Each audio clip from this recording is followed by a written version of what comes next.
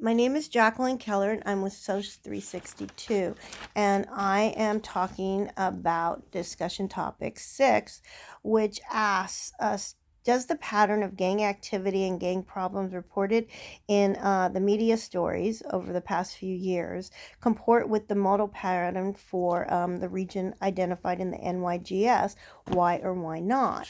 What I discovered in my research was, according to the NYGS data, large cities have the highest gang activity, with 92% of cities stating they've had a problem with gangs, and 79% said they did consistently between 2008 and 2012. 1 in 5 cities reported more than 1,000 gang members, and 1 in 10 in the suburbs. Large cities have 39% Black and 45.5% Hispanic, whereas the suburbs has 32.7% Black and 51% Hispanic. The book also talks about demographics playing a part in the chronic gang activities, as they usually have greater populations of non-whites.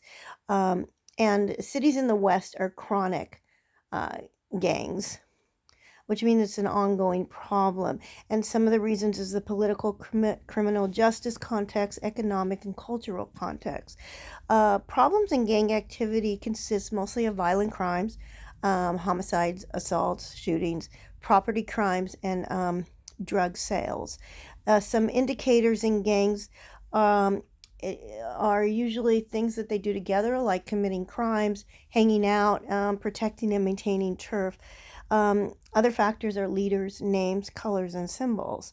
Some factors that create gangs are economics, family, education, extracurricular activities, race, time, location, and immigration. What I discovered based on reading articles in the LA Times is that there was not a whole lot reported. But based on what I read, there's been a decrease over the past decade due to programs such as the Violence Reduction Network, which the police, LAPD, worked with this network to reduce violent crimes and low incomes. And it's been successful. They've also worked with other agencies and groups to decrease gang activity in these communities. However, due to COVID and the pandemic, there has been a resurgence in violent crime. In general, homicides are up 30%, shootings are up 34%, rivalry shootings are up 32%, and rivalry homicides are up 25%.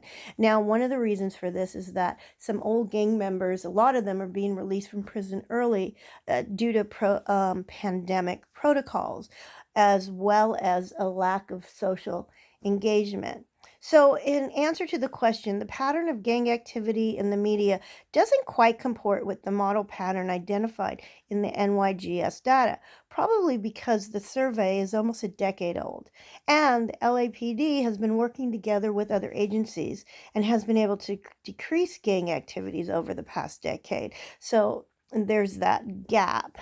However, it'll be interesting to see how the resurgence of gang violence due to the pandemic and budget cuts due to tax cuts and other issues looks over the next few years.